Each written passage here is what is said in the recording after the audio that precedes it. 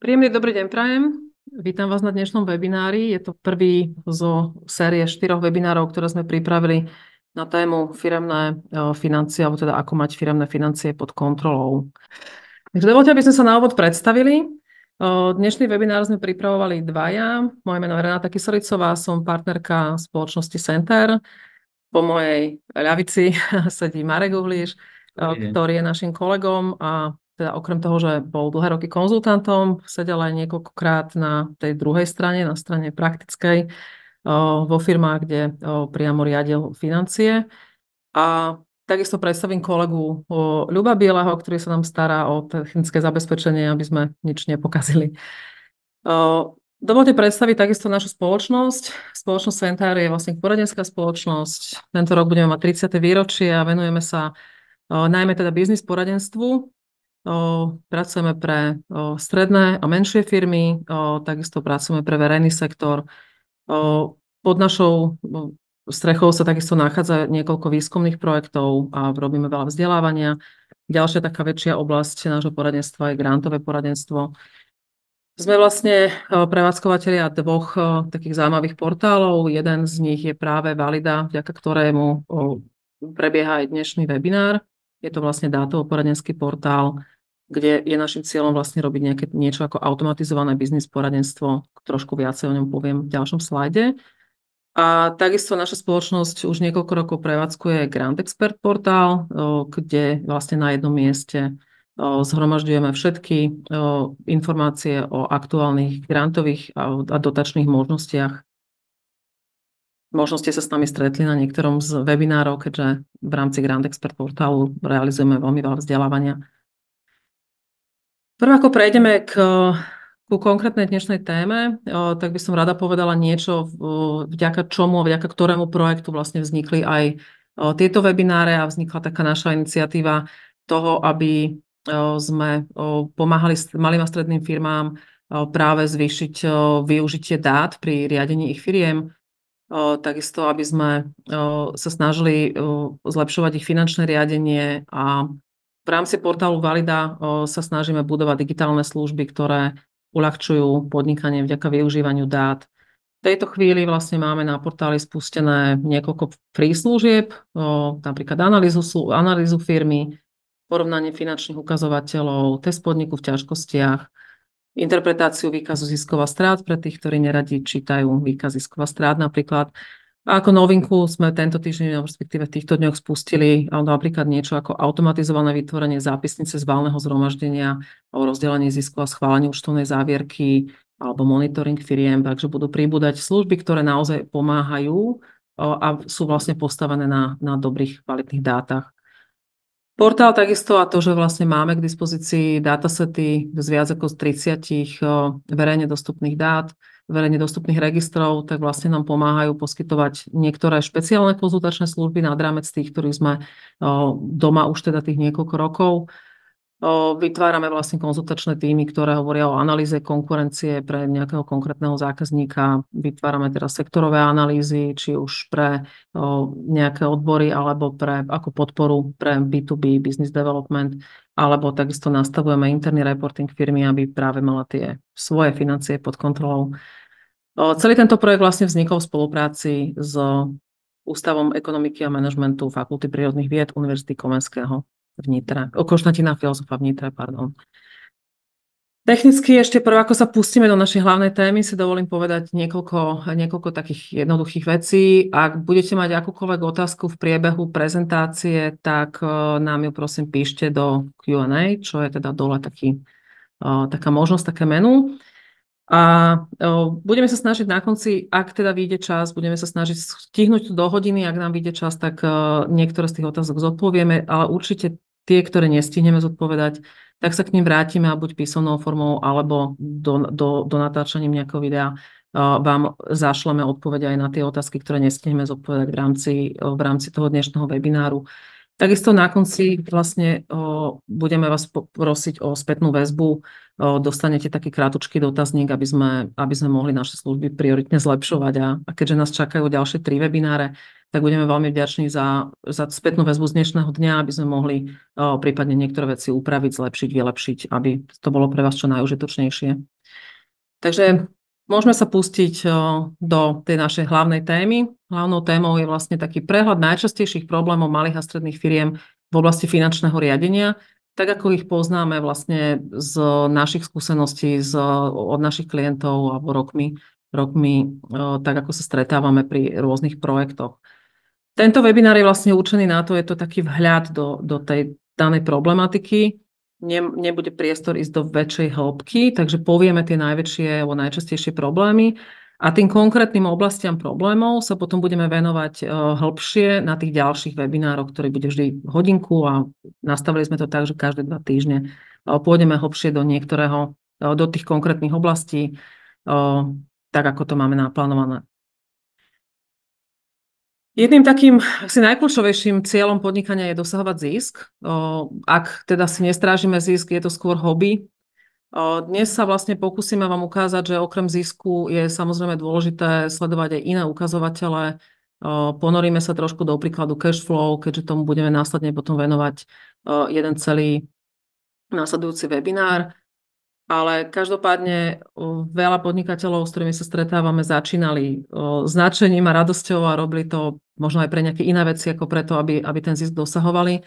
Časom ale sa nevyhnutne nedá vyhnúť tomu, že bez toho zisku jednoducho firma nemôže ďalej rásť a je kľúčové si financie strážiť tak, aby sme generovali všetky zdroje, ktoré vlastne pomôžu firme dlhodobo a udržateľne rásť. A o tom je vlastne aj téma týchto všetkých webinárov, ktoré máme pred sebou. Čo nás dneska čaká? Na príklade jedného konkrétneho klienta sme urobili case study, kde vlastne vám ukážeme na číslach a na nejakých konkrétnych vypichnutých problémoch, ako sa vlastne vyvíjali niektoré problémy a niektoré ukazovatele v danej firme. Potom prejdeme takú časť, keďže veľmi často sa stretávame u klientov s tým, že nemajú správne spravené kalkulácie nákladov, nepoznajú správnu svoju štruktúru nákladov, nevedia tým pádom úplne presne vyčíslovať profitabilitu svojich služieb, produktov. Takže pomenujeme tie najčastejšie sa vyskytujúce oblasti, ktoré či už riešime, alebo vidíme, že by bolo potrebné riešiť. A v tretej časti sa veľmi zľahka dotkneme toho, ako vlastne respektíve ako financovať rozvoj firmy. Celé vlastne tie témy, ktoré máme pripravené, sa týkajú firiem, ktoré sú v rastovej fáze alebo ktoré sa snažia rásť, ktoré zvyšujú tržby, zvyšujú obraty. Čiže aj tie problematiky, ktoré sme vypichli do celej tejto série, sú skôr orientované na to, ako ustrážiť ten rast, ako ustrážiť správnym spôsobom riadenie firmy tak, aby nás ten rast neurobil skôr zle. Webinár sa nebude týkať nejakého krízového riadenia, nebude sa týkať nejakých problémových alebo teda vecí, ktoré by vyplývali z nejakého defaultu alebo proste z takýchto krízových tém, s ktorými sa firmy môžu stretávať. Takisto sa netýka témy startupov alebo len veľmi, veľmi okrajovo. Čiže snažíme sa ukázať firmám, ktoré sa dlhodobo rozvíjajú, ako si ustrážiť ten svoj rozvoj, ako ho financovať, ako ho mať pod kontrolou, aby bol naozaj udržateľný a aby sme sa vyhli problémom, ktoré nevyhnutne rast firmy so sebou majiteľom prináša. Takže poďme na našu prípadovú štúdiu. Boli sme inšpirovaní konkrétnym prípadom firmy, pre ktorú sme chvíľočku pracovali. Išlo o predaj detských topánok, detského oblečenia a postupne sa rozširujúceho sortimentu. Museli sme ale tie čísla upraviť a museli sme tú prípadovú štúdiu pre účely tohto webináru naozaj upraviť tak, aby bol čitateľný, aby bol na edukačné účely vhodnejší. Takže už dneska by ste tam nenašli za tým tú konkrétnu účtovnú záverku, z ktorej sme vychádzali. Ale poďme sa teda pozrieť na konkrétny prípad firmy, s ktorou sme strávili nejaký čas a ktorej sa darí a sme veľmi radi, že sa aj darí aj naďalej. Samozrejme, Tá case study bola robená v tom danom období. Ja som vypichla nejaké konkrétne dva problémy, ktoré síce mali vtedy aj súvis s covidom, ale nemusíme ich spájať s covidom, pretože sú všeobecné a opakujú sa aj mimo covidového obdobia v úplnom bežnom období. Takže predstavme si prvý problém, s ktorým sme sa vlastne stretli a ktorý sme ako prvý začali riešiť, vďaka ktorému sme vlastne nadviazali tú spoluprácu. Firma pekne rástla, v podstate dosahovala každoročné rasty, ale teda v danom roku vykázala napriek veľkému úsiliu majiteľov, vďaka ktorým proste narastli pekne tržby, dosiahla strašne nízky zisk a mali v podstate problém aj prefinancovať niektoré veci na konci roka. Čiže bolo treba sa pozrieť na to vlastne, prečo sa to deje, akože všetko vyzeralo úplne super, ale teda na konci dňa to bol nie radostný pohľad na tie výsledky. Tak sme si spravili jednoduché čísla, dali sme dokopy to, akým spôsobom vlastne firma rástla, čo sa týka predajov a ako sa napríklad vyvíjala obchodná marža, čo bola taká ako keby kľúčová vec, ktorú sme chytili ako prvú a ktorú takisto si asi každá firma musí pozrieť ako prvú. A čo sa udialo v tom roku 2021, čiže čo sa udialo v tom roku, kedy napriek tomu veľkému rastu sa jednoducho nepodarilo ustrážiť niektoré náklady. A to, čo sa nepodarilo ustrážiť, bola naozaj obchodná marža, lebo tým, ako chceli rásť, tým v podstate na konci roka potrebovali sa zbaviť väčšieho objemu zásob a museli robiť teda podstatne väčšie výpredaje, podstatne väčšie zľavy. A to im vlastne výrazne znížilo obchodnú maržu, tým pádom vlastne hrubý zisk z predaja tovaru a tým pádom sa vlastne celý výsledok hospodárenia veľmi, veľmi pokazil. Takisto dá sa to pozrieť, že teda v oblasti rastu tržieb tá firma medziročne narastla 48%, ale v raste nákladov na tovar ten rast bol až 63%, čiže predbehol to číslo rastu tržieb. A tie ostatné náklady, ostatné prevádzkové náklady, keď sme pozerali, tak tam sme pochopili, že tieto náklady mali pod kontrolou, tu sa snažili naozaj si strážiť a nemíňať zbytočne na veci, ktoré by boli treba nie nevyhnutné na ten rozvoj. Čiže prevádzkové náklady sa firme podarili ustrážiť, ale celý teda zásadný problém bol v tom, že teda nepodarilo sa mať pod kontrolou zľavy, nepodarilo sa mať pod kontrolou obchodnú maržu. Troštičku malinko teórie. Sľubovali sme, že tento webinár, alebo vôbec tieto webináre nebudú o teórii, ale predsa len, aby sme sa naladili na nejakú rovnakú vlnovú dĺžku, ako teda, keď hovoríme o obchodnej marži, čo tá obchodná marža vlastne je a čo pod ňou myslíme. Je to vlastne hrubý zisk z predaja tovaru, deleno tržby z predaného tovaru, čiže tá časť z predaného tovaru, ktorá je ziskom, a teda percento, koľko zisku tvorím z predaného tovaru, je obchodná marža. Tieto vzorce môžu byť takéto.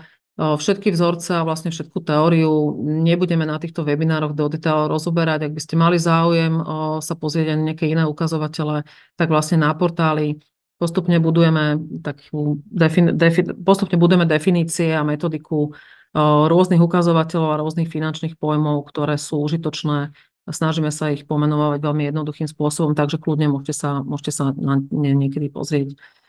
Ale poďme sa vrátiť k tomu konkrétnemu problému, ktorý teda v tom danom roku bol, a to je teda tá obchodná marža. A hľadali sme argumenty, že teda je to problém, medziročne to kleslo, ako veľmi to kleslo a ako sa to dá vlastne posúdiť ešte inak ako to, že pozerám vo vnútri svojej firmy a rozmýšľam, či som spravila správne alebo nesprávne rozhodnutia, alebo či ten výsledok je dobrý alebo zlý. My ako konzultanti vlastne, ktorí pracujeme s dátami, tak máme k dispozícii dáta z vlastne všetkých účtovných závierok, na základe ktorých si vieme robiť analýzy rôznych firiem. A samotná Valida vlastne ponúka možnosť porovnania firiem s konkurenciou. Takže to, čo sme naprvu vlastne urobili, ospravedlňujem sa, ale na konci dňa sme sa rozhodli, že nebudeme zverejňovať tie firmy, ale teda za týmito bodkami sú konkrétne firmy. A priamo na Valide si môžete dnes sami vlastne v tom, čo je k dispozícii, urobiť takúto analýzu konkurencie. Viete si povedať, že ktoré konkrétne firmy vy považujete za priamu konkurenciu a ako vyzerá nejaký výsledok nejakého konkrétneho ukazovateľa vašej firmy v porovnaní s výsledkami tých konkurenčných firiem, o ktorých vy viete, že sú 100% vašou konkurenciou alebo že robia presne v tej istej oblasti v podobnom biznis modeli, v akom sa nachádzate vy. Takže čo sme spravili veľmi jednoducho, dali sme si tieto firmy do Validy a vytiahla som teraz pre účely tohto webináru len tento jeden graf. Samozrejme, tam sme pri tom projekte zobrali aj niektoré iné ukazovatele a rozmýšľali, ako sa vysporiadať ešte s niektorými inými vecami. Ale ak sa pozrieme teraz naozaj len na tú obchodnú maržu, tak vidíme, že tie ostatné firmy, o ktorých sme si istí, že fungujú podobne ako my a v rovnakom odvetví ako my, tak mali výrazne vyššie obchodné marže. Čo nám vlastne potvrdzuje to, že je to teda boli to nedobré rozhodnutia, respektíve je to nedobrý výsledok, ak my dosahujeme takto výrazne nižšiu obchodnú maržu a konkurenti vlastne generujú väčší zisk. Ako sa dá na túto informáciu pozrieť ešte inak? Je to, čo som spomínala, že vlastne tým, že máme k dispozícii všetky účtovné závierky, všetky dáta, všetkých firiem, tak my sme si vlastne v rámci Validy, ale tieto čísla nie sú zverejnené, ale používame ich my pre účely nášho poradenstva pre našich klientov, vytvorili vlastne sektorové benchmarky a my pre jednotlivé odvetvia sa vieme pozrieť na to, aké sú stredné hodnoty niektorých vybraných ukazovateľov pre ten daný sektor a pre tú danú veľkostnú kategóriu firmy, ktorú analyzujeme. Čiže veľmi jednoducho na tomto druhom grafe sa vieme pozrieť na to, že či sme celkovo voči sektoru na tom dobre alebo zle, čo sa týka ukazovateľa obchodnej marže. A máme teda druhýkrát potvrdené, že v tom danom roku naozaj celkovo aj sektor, v ktorom sa nachádzalo takmer 200 firiem, mal strednú hodnotu obchodnej marže 41%. Takže máme druhýkrát potvrdené, že fúha, s tým musíme niečo vo našej firme spraviť, ak teda chceme pohnúť číslami a chceme byť konkurencieschopní. Zaviedli sa niektoré opatrenia, potom spravíme rekapituláciu toho, čo sa dá, čo sa nedá v takýchto oblastiach robiť, ale teda máme tu rok 2022, kedy po zavedení tých opatrení sa obchodná marža zdvihla. Stále je teda pod tým benchmarkom a pod tou konkurenciou, ale teda podarilo sa ju firme zdvihnúť.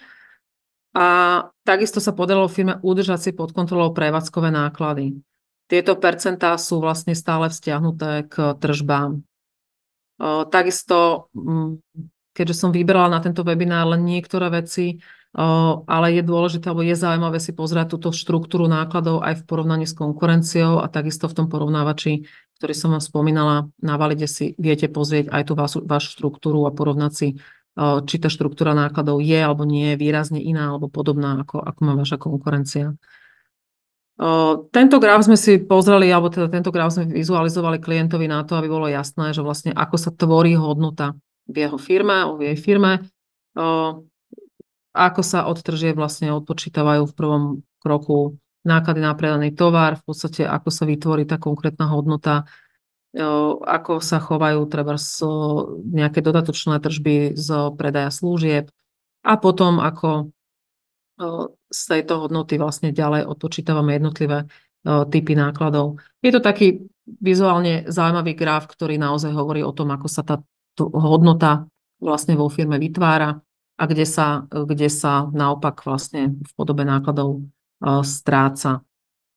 Ak teda prejdeme na ten rok 2022, kde sa podarilo zvrátiť tú situáciu s obchodnými maržami a zaviedli sa niektoré opatrenia na to, aby sa tento ukazovateľ zlepšil, tak by sme si mohli povedať, že to je super, tento rok dopadol lepšie. Ja sa len vrátim v rýchlosti, aby ste videli, že ako dopadol v tej výsledovke lepšie. Takže namodelovaný, hovorím ešte raz, nie sú to už presné čísla toho klienta, ale odhalujú alebo pomenovávajú v zjednodušenom spôsobe, že čo sa podarilo, alebo čo sa vlastne dosiahlo. Čiže v tom ďalšom roku po zavedení niektorých opatrení firma dosiahla zisk. Keď si to zoberieme, tak je to vlastne 74 000 a ak zjednoduším, že s tým 74 000 len pripočítam odpisy, tak v princípe by sme sa potenciálne mohli tešiť z toho, že by sme potenciálne mohli mať 84 000 k dispozícii finančných prostriedkov na to, aby sme v tej firme začali riešiť niektoré veci. Niektoré veci typu bolo treba niečo nové kúpiť, nejaký majetok. Takisto majitelia si chceli po dlhej dobe vyplatiť záväzky, respektíve peniaze, ktoré vložili na začiatku do tej firmy, keď rozbiehali. Ale čo sa stalo, napriek tomu, že teda tie zisky boli pekné a podarilo sa dosiahnuť požadovaný zisk, nebol vlastne dostatočný objem peňažných prostriedkov. Čo je veľmi, veľmi časté, keď som pozrela aj zloženie vás ako účastníkov, tak si myslím, že asi väčšina vašich firiem rieši aj túto tému. Pre túto firmu konkrétnu, napriek tomu, že mala celkom slušné obraty, to bola nová téma. Nestretli sa predtým s tým, neriadili priamo nejaký prevádzkový kapitál, proste neriadili priamo cash flow. A takisto sme vlastne museli vysvetliť, že čo sa vlastne udialo, že čo sa stalo, že vlastne na konci roka zostali naozaj prostriedky len na to, aby bola firma schopná zaplatiť si svoje záväzky. Čo je fajn, čo je super, likviditu mala tá firma dobrú, ale nevytvorila zdroje na nejaký svoj ďalší rozvoj alebo nevytvorila zdroje na to, aby si mohli napríklad nejakú časť tých prostriedkov majiteľe vrátiť. A kde bol problém? Problém bol v tom, že v tomto roku, keďže sa sústredila na iné veci, zase dosiahla slušný rast tá firma, ale neustrážila si inú vec a to boli zásoby. Výrazným spôsobom vlastne narastli zásoby a veľká časť tých peňazí, ktorú vlastne, tak ako som spomínala, že by mohla hypoteticky vygenerovať tá firma 84 000, tak vlastne 74 000 uviazlo. Bolo viazaných alebo zostalo naviac viazaných v tzv. Čistom prevádzkovom kapitále. Z čoho veľká časť vlastne bola priamo závislá v tom, alebo teda priamo súvisela s tým, že sa výrazne navýšila hodnota skladových zásob. Malinka o teórie, kde máme vlastne vyčíslené také základné ukazovatele, ktoré pokiaľ potrebuje takáto firma potrebuje riadiť aj svoj prevádzkový kapitál, tak by mala vedieť alebo mala si sledovať dobu obratu, zásob v dňoch, dobu inkasa pohľadávok a dobu splácania záväzkov. Zjednodušujeme to na to, že doba inkasa pohľadávok a doba splácania záväzkov sa týka len záväzkov a pohľadávok z obchodného styku.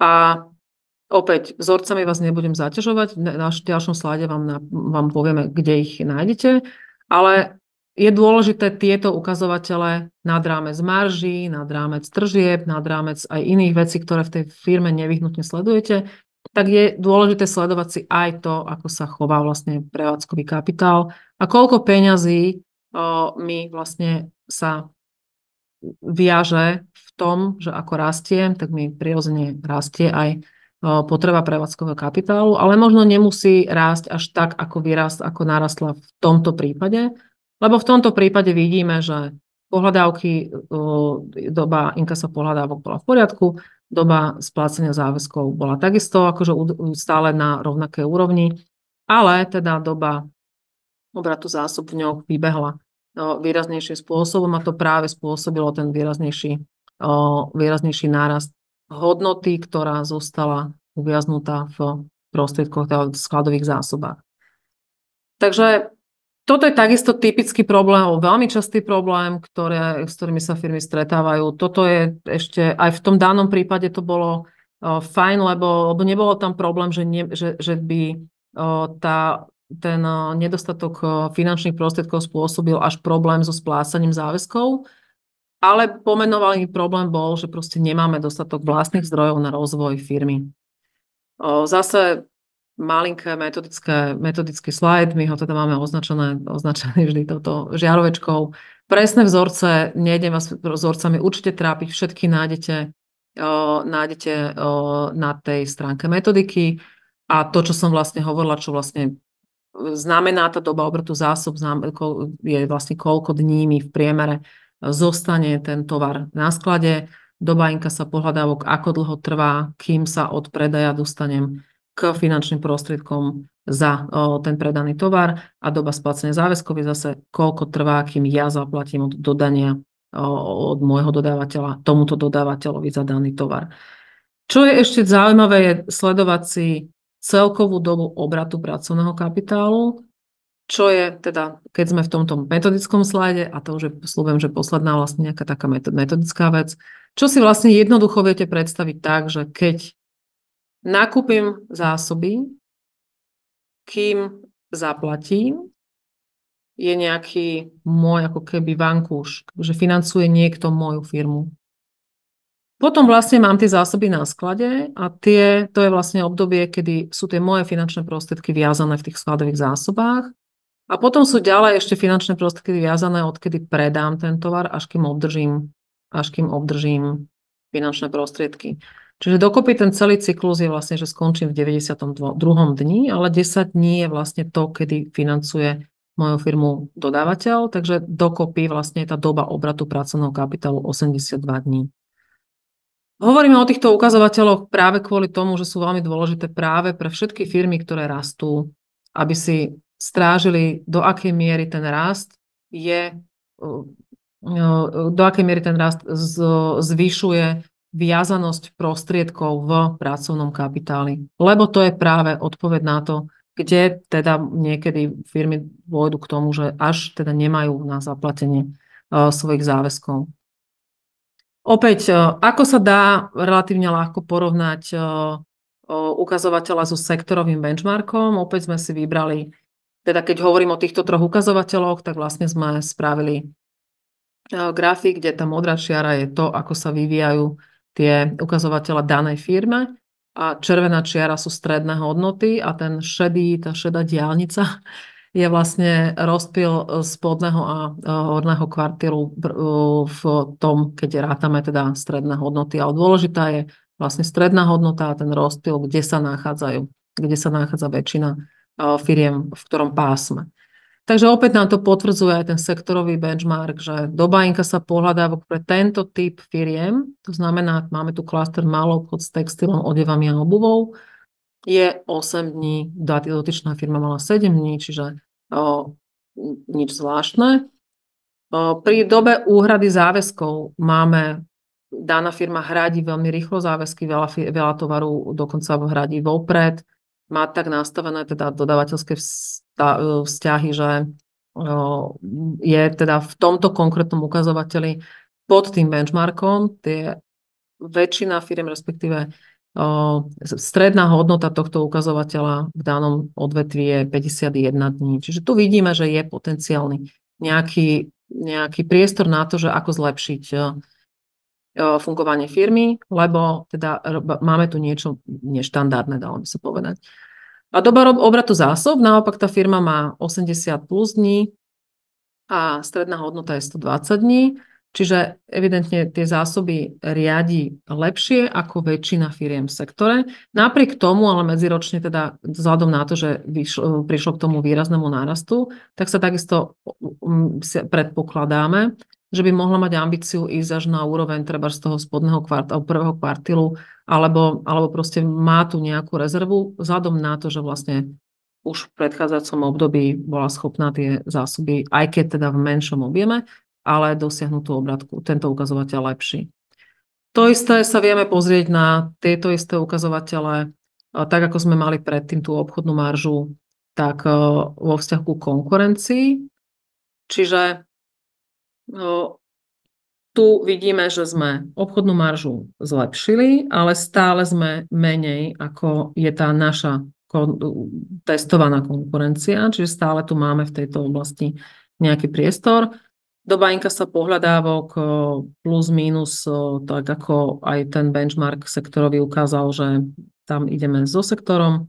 Doba splácania záväzkov, tam sme výrazne aj v porovnaní s tou konkurenciou na tom pre nás horšie, pre dodávateľov lepšie. Čiže vidíme, že keď ostatné veľmi podobné firmy môžu mať tie splatnosti vyššie, tak zrejme by sme ich mohli mať aj my. a doba obratu zásob, to je to, čo bolo takisto v tých benchmarkoch, tí konkurenti majú teda vyššie tieto čísla, my sme v tom lepší. Zase povieme si modelovo, ako sa dá na takúto vec pozrieť.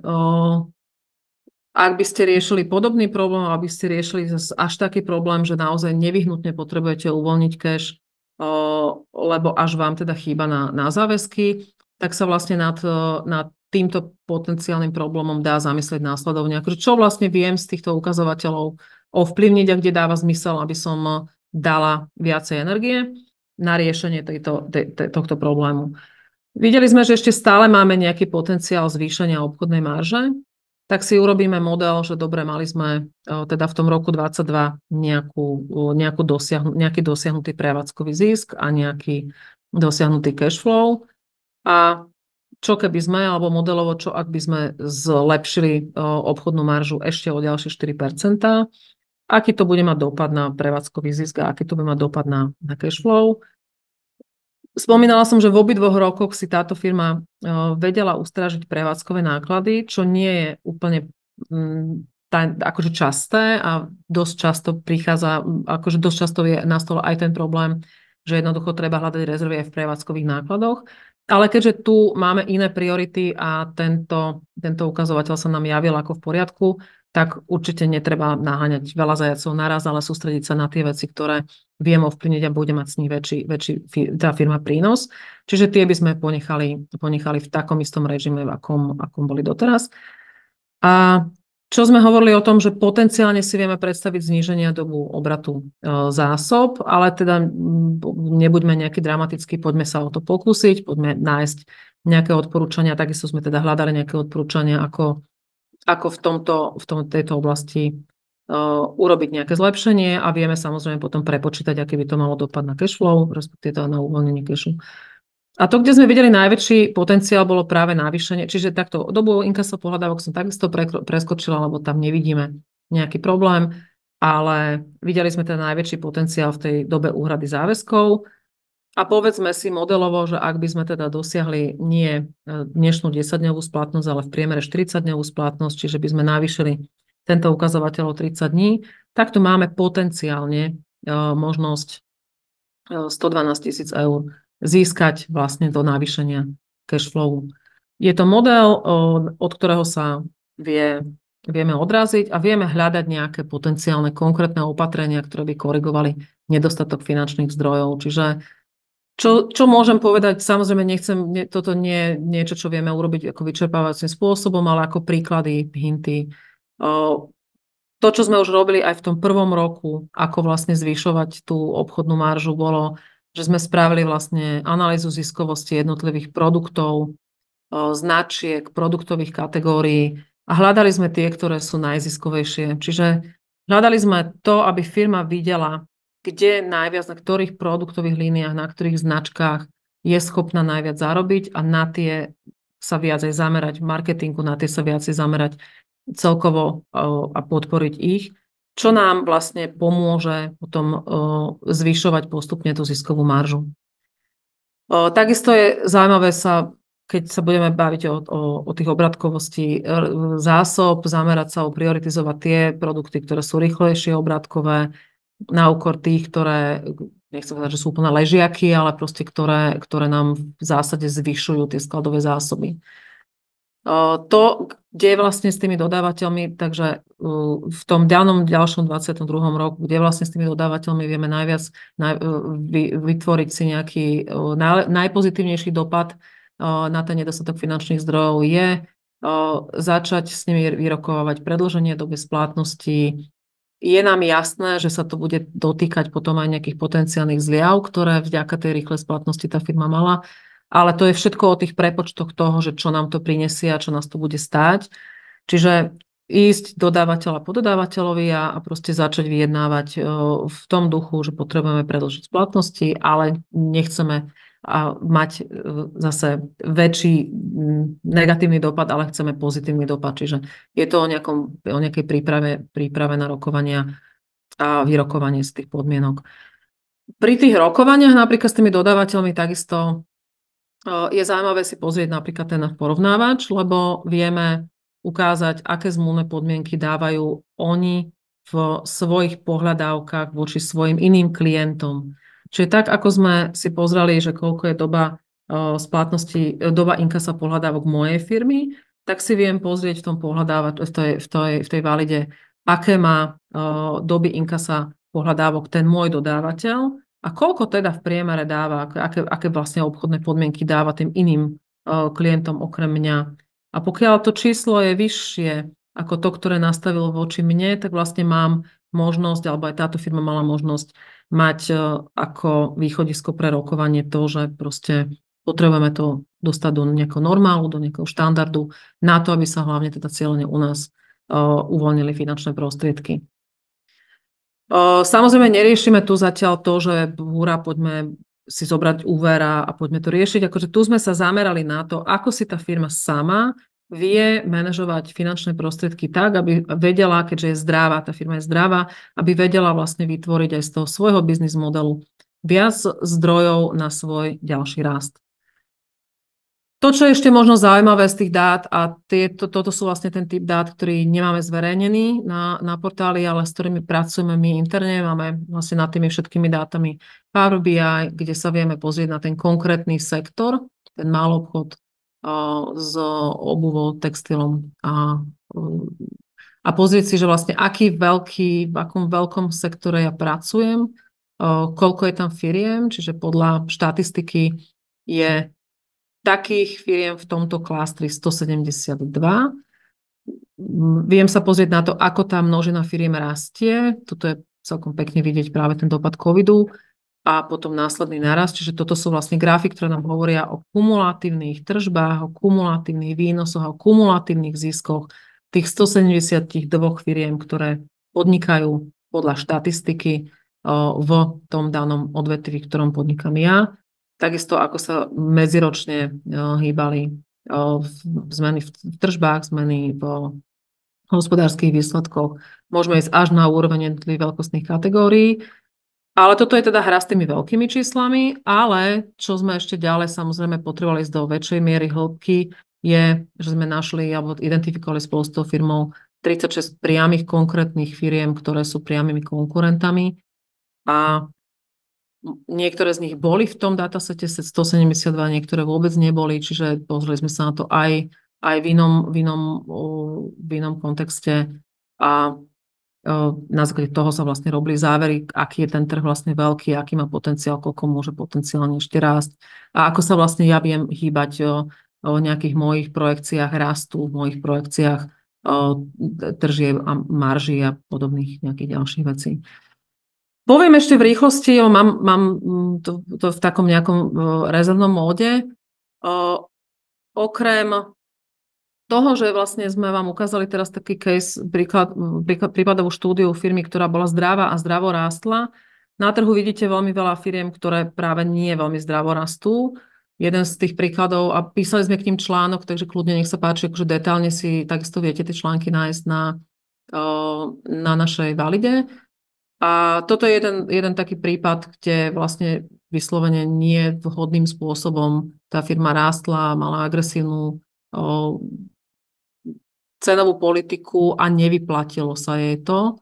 Čiže ona uletela, alebo v podstate dopadla tak, že vlastne dlhuje veľké prostriedky dodávateľom, pravdepodobne sa už k tým prostriedkom nedostanú.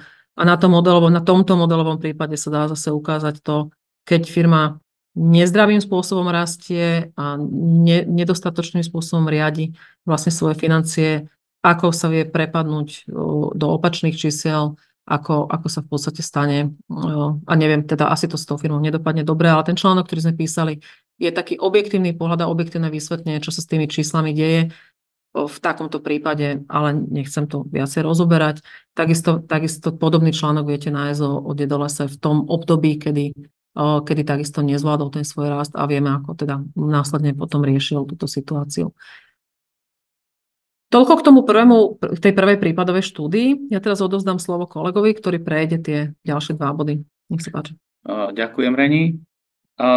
Takže v podstate momentálne sa dostávame k časti, kde by sme vám radi zhrnuli najväčšie problémy a otázky, ktorým jednotlivé spoločnosti musia čeliť pri plnení svojich cieľov. Táto časť už nebude taká, nazvime to, konkrétna na konkrétnych číslach, ale budem sa snažiť byť čo najefektívnejší v tom, aby som vám vysvetlil, s ktorými problémy sa jednotlivé firmy potýkajú a ako ich je možné riešiť, na čo si dať pozor. Je jasné, že tie problémy a otázky sa pri jednotlivých firmách opakujú, prekrývajú. Napriek tomu sme sa rozhodli ich rozdeliť podľa druhu spoločnosti. To znamená, povieme si špecificky najväčšie problémy, ktoré sa vyskytujú pre firmy poskytujúce služby, výrobné podniky a samozrejme taká tá obligátna vec, ktorá je momentálne v popredí, to sú tie spoločnosti, ktoré predávajú tovary, e-shopy a podobne. Takže keď by sme mali začať od tých spoločností, ktoré poskytujú služby, vo všeobecnosti treba povedať, že veľmi často sa vyskytuje ten problém, že spoločnosti do svojich kalkulácií nezahrňajú všetky náklady. A aj keby sa zdalo, že všetky náklady sú pre firmu dôležitým ukazovateľom, je to tak, ale ešte menej firiem, ktoré vlastne riešia problém nedostatku financií, nemá do svojich kalkulácií vôbec zahrnutý kvázi zisk. To znamená niečo, čo je cieľom, tak ako Renátka povedala, čo je cieľom toho podnikania, aby ten podnikateľ bol za svoju činnosť, za svoj čas, za svoje riziko v konec koncov odmenený, a to práve tým, že či už si môže vyplatiť nejaký podiel na zisku, prípadne si vypláca nejakú mzdu a podobne. Čiže veľa firiem vôbec nekalkuluje tieto náklady do ceny svojich služieb. Ďalší problém je ten, že okrem teda toho, ktorý som už spomínal, že nedávajú všetky náklady do svojej kalkulácie.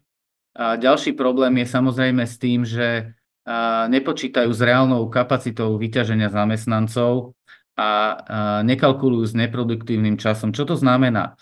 Znamená to asi toľko, že tieto spoločnosti majú nejaký fond pracovného času, ktorý je ale reálny. Reálny v tom zmysle, že použiteľný pre realizáciu. A na tento čas je potrebné kalkulovať svoje náklady, aby ste vedeli povedať, koľko tento produkt alebo táto služba môže stáť a koľko musí stať tak, aby ste na konci dňa pri splnení požiadaviek vedeli vyplatiť všetky náklady a prípadne niečo navyše, tak ako sme spomínali. Čiže toto je dôležité a častokrát túto firmy robia chybu, že nepočítajú s reálnym vyťažením zamestnancov. Používajú celkový dostupný čas, ktorý ale reálne v skutočnosti nedosahujú. To znamená, vyťaženie ich zamestnancov je pomerne nižšie, ako si naplánovali. A v skutočnosti tým pádom ceny sú voči skutočnosti v pláne lacnejšie, ako by mali byť, v skutočnosti sú predané lacnejšie, ako by ich mali predávať. Rovnako tak potom je problematický odhad časovej náročnosti pri službách, ktoré sa neopakujú a firmy si to častokrát zjednodušujú a celková náročnosť toho znamená asi to, že vždy sa robí samostatná kalkulácia. Tieto kalkulácie nemajú ako keby štandardizované a tým pádom aj jednotlivé služby nie sú porovnateľné. Čo by som spomenul ako poslednú vec, ktorá je pri službách kľúčová, je to, že náklady, ktoré nie sú produktívneho charakteru, majú firmy častokrát tendenciu podceňovať.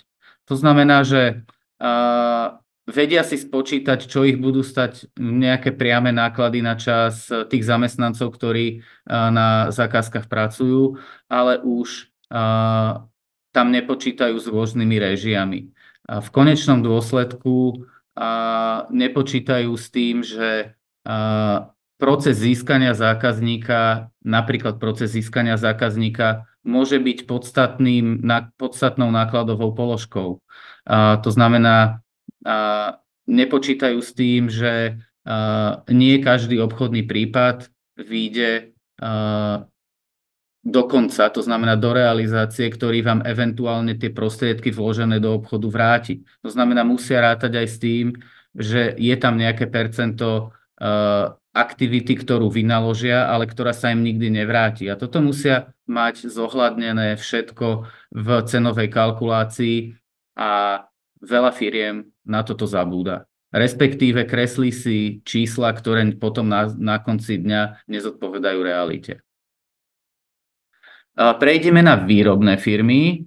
Výrobné firmy sú z tohto pohľadu, povedal by som, trošku odlišné od službových, a to najmä v tom, že výrobné firmy majú inak rozdelené portfólio nákladov. Podstatne väčšiu porciu nákladov tvoria priame náklady, ako tie, ktoré sú nepriameho charakteru, prípadne režijného. To znamená, to, čo výrobné firmy robia relatívne správne, je, že vedia si napočítať priame náklady a priame výnosy z jednotlivých produktov, z jednotlivých zákazníkov, z jednotlivých zákazok. Samozrejme, aj tu sa stretávame s pomerne veľkými rezervami, a to napríklad s tým, že keď si zoberiete výrobnú firmu, pre ňu je jeden z najväčších nákladov materiálový náklad. Ale sú firmy, ktoré jednoducho používajú materiál tak, že v normách nemajú zakalkulované odpady. To znamená, nepočítajú s tým, čo ten materiál sa spotrebuje, ale to, čo sa vyhodí, respektíve to, čo z neho zostane, nemajú celkom dobre zohľadnené v nákladoch. To znamená, že už tu je rezerva v tom, že priame náklady sú to variabilné náklady, to znamená, s čím väčšou výrobou tieto náklady rastú v absolútnej hodnote, a tým pádom sa môže stať, že tieto náklady sú potom problematické. Rovnako tak je problém, pokiaľ ide o zákazkovú výrobu. Kúpite na zákazku materiál a tento materiál v konečnom dôsledku nespotrebujete celý, pretože sa predáva len vo väčších lotoch a do zákazky zakalkulujete len čas, ktorú tá zákazka spotrebuje, ostatok vám zostane na sklade. Čo sa ale stane? Nepotrebná zásoba, dubiózna, ostáva vám to na sklade, síce to máte kvázi vyčíslené v aktívach, ale sú to v zásade utopené peniaze. Čo sa ale robí často nesprávne, je to, že alokácia nepriamych nákladov a režií sa nepočíta opäť na správnu kapacitu. To znamená, firmy počítajú s kapacitou výroby, ktorú reálne nedosahujú, a presne takisto, ako je to v tých prípadoch, ktoré som spomínal v službách, dostávajú malé prírážky k tomu, malé prírážky, teraz myslím nejaké prírážky ku strojhodine alebo k človekohodine tej produkcie, ktorú reálne vykonávajú. Potom sa stane, že majú menšie tržby, tie plánované výkony sa nezrealizujú a firma napriek tomu, že mala naplánovaný zisk, tak skončí v strate. Opačným prípadom je tiež to, že firma, ktorá neplní buď plán, alebo firma, ktorá nemá úplne vyťaženú kapacitu, môže pracovať s tým, že sú tam zákazky, ktoré nemusia pokrývať ako keby úplne vlastné náklady.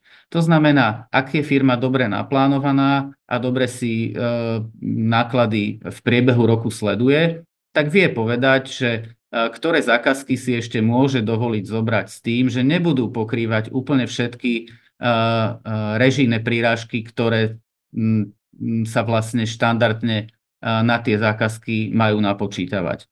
Podstatné na tom je, aby vedeli odlíšiť variabilné náklady od nevariabilných nákladov, pretože toto je dôležité. Nevariabilné náklady sú náklady, ktoré v zásade ktoré môže firma znížiť v svojich režijných prírážkach. Naopak variabilné náklady musia byť nevyhnutnou súčasťou ceny, ktorá pôjde či už do tendra alebo do nejakej zákazky. Takže toľko k výrobným. Čo sa týka e-shopov a teda obchodiakov, tu vidím najväčší problém hlavne s tým, že firmy si nevedia vyhodnotiť profitabilitu zákazok, profitabilitu spoločnosti a preceňujú, respektíve podceňujú náklady na marketing a nemajú priraditeľné zľavy z ceny ku jednotlivým produktom, respektíve zákazníkom. Nevedia tieto náklady, respektíve samozrejme zníženie ceny je v zásade náklad, ale nevedia ho priradiť ku konkrétnym produktom a tým pádom im tento skresluje výrazným spôsobom maržu. Marža ako taká sa javí potom vyššia, ale v skutočnosti tými zľavami sa môže stať, že ju nevedia diferencovať medzi jednotlivými produktami a medzi jednotlivými zákazníkmi. To, čo Renátka hovorila, že cieľom každého podnikateľa by malo byť odsekávať zákazníkov, ktorí majú najmenšiu maržu alebo pridanú hodnotu, takisto odsekávať z portfólia výrobkov tie, ktoré majú najnižšiu maržu, aby vám priemerná marža rástla a vy vyťažovali ste svoje kapacity tým, čo vám prináša najväčší prínos, tak to neviete urobiť práve kvôli tomu, že to nemáte odsledované. Podstatné sú tiež splatnosti a externé náklady, či už na prevádzku e-shopu alebo na obsluhu rôznych distribučných kanálov. Takže to sú veci, ktoré sú v prípade predaja tovaru tie kľúčové, alebo teda to sú veci, na ktoré si ten podnikateľ v tomto sektore musí dať veľký pozor. Pokiaľ ide o e-shopy bežné, to znamená ku konečným zákazníkom, tam napríklad problém so splatnosťou nie je. Tam to je väčšinou veľmi nízke číslo, ale pokiaľ máme B2B firmy, tam sa ráta s klasickou splatnosťou a tam už aj cena peňazí a prefinancovania toho odberateľa môže byť podstatná a mala by byť zohľadnená v cene. Častokrát to ale firmy vôbec nerobia.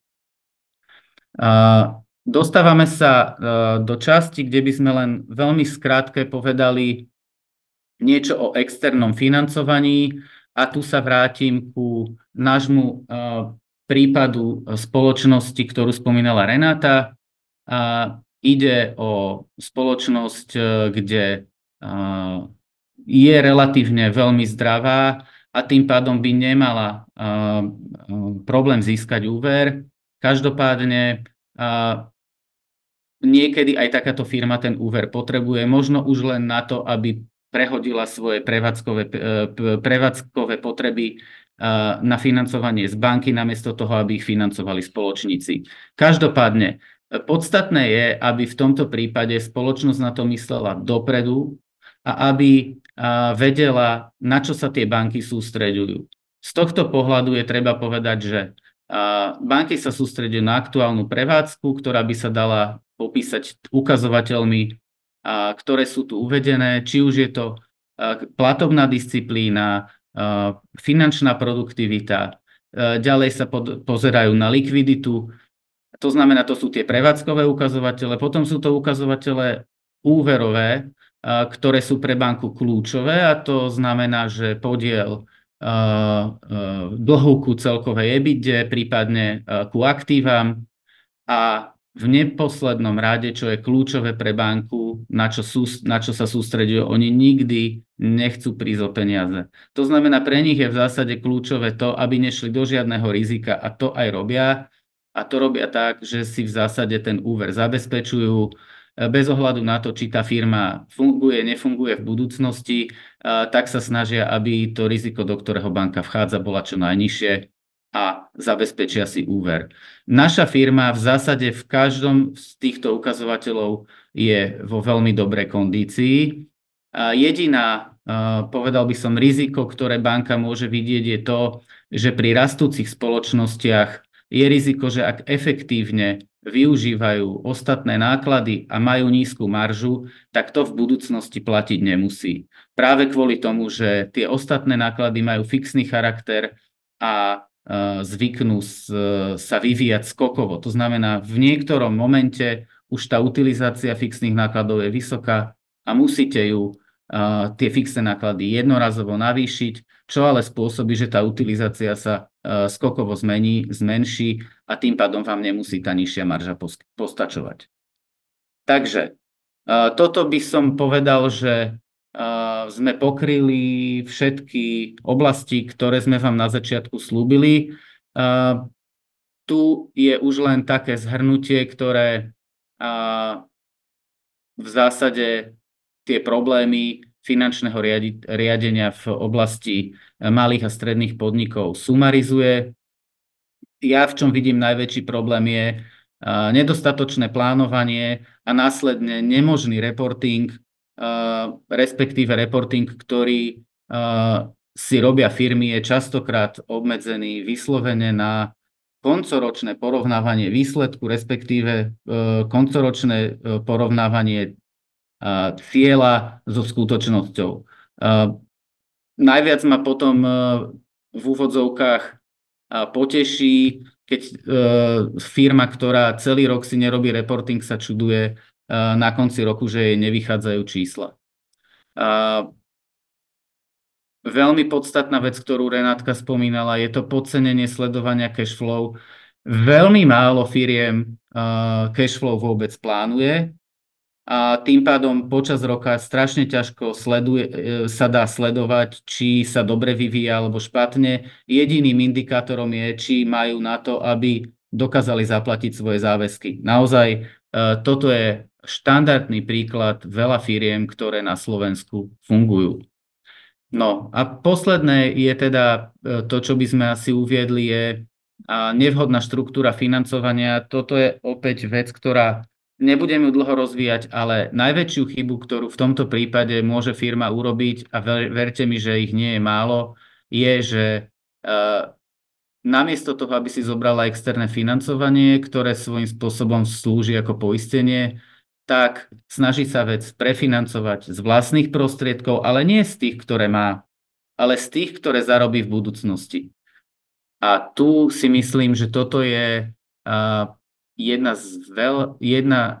z príčin, veľkých príčin, pre ktoré spoločnosti, ktoré rýchlo narástli, veľmi rýchlo dokážu spadnúť. Takže z mojej strany je toto asi všetko a odovzdávam ešte slovo Renáťke. Ďakujem. Ďakujem pekne, Marek. Takže tak, ako sme to tu zhrnuli, tak v podstate to budú aj nejaké také body, ku ktorým sa vrátime potom v tých jednotlivých webinároch, ktoré budú nasledovať po tomto. Ja len možno nedám, aj keď teda máme malinko času v tej prípadovej štúdii práve k tomu bodu 1. Keď sme začali s tou spoločnosťou robiť, tak prvé, čo bolo, že sme sa museli nevyhnutne stretnúť s ich externými účtovníkmi a povedať, že jednoducho to potrebujú účtovať inak a potrebujú zaviesť veľmi rýchlo proste jednak aj inú štruktúru nákladov analytických účtov, hlavne začať účtovať o zásobách priebežne. To znamená, aby vôbec sme mali nejaké priebežné čísla, tak určite nie je dobré mať béčkový spôsob účtovania zásob a potom sa čudovať, že nevieme robiť reporting.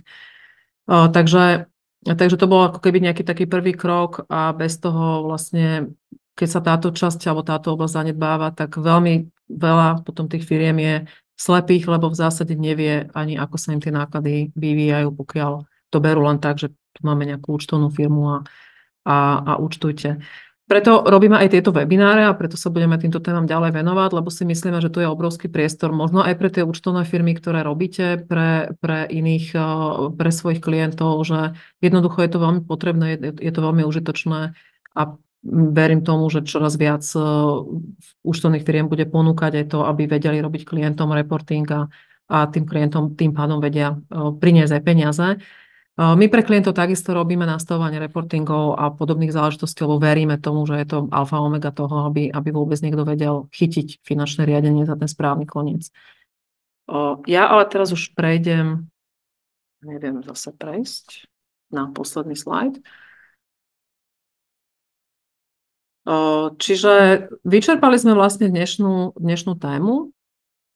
Nasleduje o 2 týždne téma, ktorú som teraz tak trošku uviedla, že sa budeme viacej venovať tomu, ako si tie náklady a zisk strážiť, ako možno štrukturovať náklady, ako vôbec mať nejaké vstupy pre to, aby sa vedel vybudovať nejaký reporting alebo vôbec urobiť nejaký dobrý plán. Takže tomu sa budeme venovať o 2 týždne v takomto istom formáte, že zhruba hodinku budeme rozprávať nejaké príklady alebo nejaké ukážky. A potom budú nasledovať tie ďalšie 2 webináre, ktoré sú v pláne v rámci toho cyklu, ako mať financie pod kontrolou. A keby ste mali záujem a zaujala vás tá téma, že viete si automatizovane spraviť cez Validu schválenie účtovnej závierky a rozdelenie výsledku hospodárenia a zápisnicu z valného zhromaždenia, tak vás pozývame budúci týždeň 23.5. Spravíme k tomu taký asi kratší webinárik, kde vám ukážeme, ako si to viete za rádovo 3 minútky vyklikať a urobiť sami, keďže je teraz také obdobie, že to niektorí z vás využijete, tak vás teda pozývame o týždeň. Budeme veľmi vďační za váš feedback, takže ďakujem veľmi pekne v tejto chvíli za váš čas. Keď sa budete postupne odpájať, tak vám Zoom pošle taký krátučký dotazník. Budeme vám veľmi vďační za feedback, aby sme mohli možno ešte upresniť niektoré veci alebo upraviť niektoré veci na tých následujúcich 3 webinároch, ktoré sú pod týmto cyklom z našej strany pre vás pripravené. Takže ďakujem ešte raz a prajem pekný deň. Dovidenia. Ďakujem, pekný deň.